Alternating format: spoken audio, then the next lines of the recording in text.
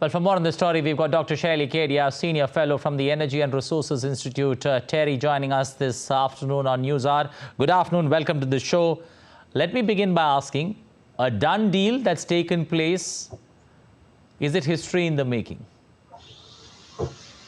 Well, firstly, we have got some sort of a deal, and the UAE consensus, as it is called, of course, to begin with, the deal that we got today, I mean, from a perspective of a researcher, while very strongly recognizes science, doesn't really put a lot of onus on the developed country to take on more ambitions by 2025. And while it is, of course, touted to be like the outcome document, wherein for the first time you even have a mention of transitioning away from fossil fuel.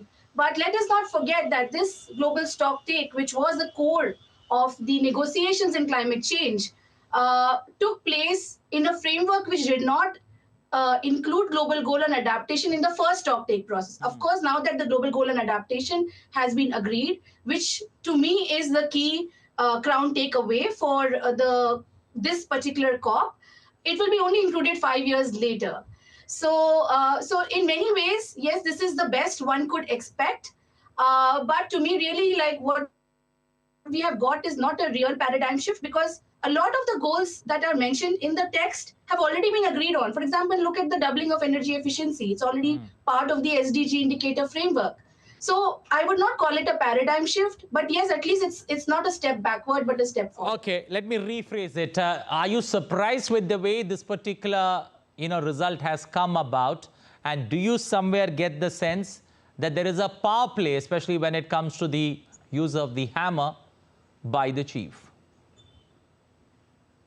Well, definitely, when the closing plenary was taking place and the decision was being announced under the CMA, and we saw some parties took the floor, and they were indeed very disappointed. And yes, very clearly you can see the power play there.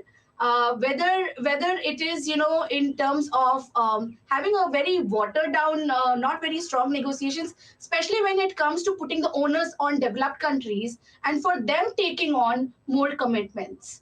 So I do think that yes, definitely the power play has a role to play. But of course, we can look at some more encouraging outcomes like a loss and damage, which was agreed to much before. But yes, when it comes to the commitments and responsibilities of developed country, it is very disappointing in that sense. And even when it comes to putting adaptation finance, which is the most crucial aspect for developing countries, it is highly insufficient, because on what has been agreed to, we are not going to even like meet 20% of the adaptation finance which we need. Okay, Dr. Shailly, when one takes a look at this particular deal, it on one hand talks about moving away from using fossil fuels, but not to phase them out. Does that leave the oil producers with a lot of ambiguity and a lot of question marks, as they look forward to 2024?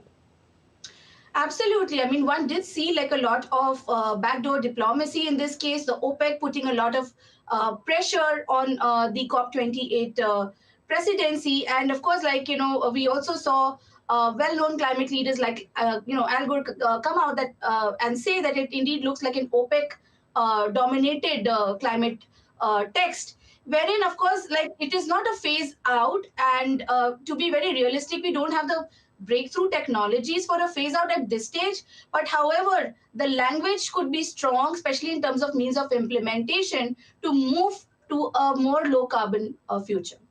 Okay, a moment of history is how the COP president summed it up. Is it a deal that's too strong or too weak? The coming days, we will look at contemplating on that particular topic. Thank you and appreciate you joining us this afternoon on NewsHour.